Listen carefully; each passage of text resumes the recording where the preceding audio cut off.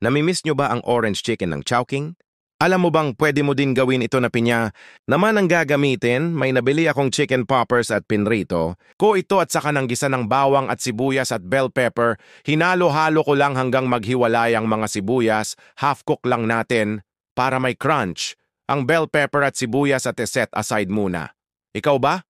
Mahilig ka sa crunchy, masarap naman yon, 'di ba?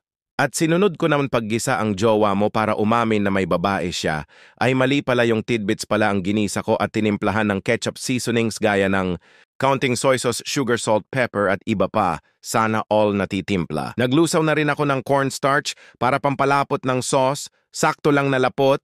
Mga mema, wag sobrahan hehe. Mekos-mekos na nga tayo mga uncle, hinalo na natin ang chicken poppers at ang ginisang jowa mo ay sibuyas, at iba pa pala ay mali mema.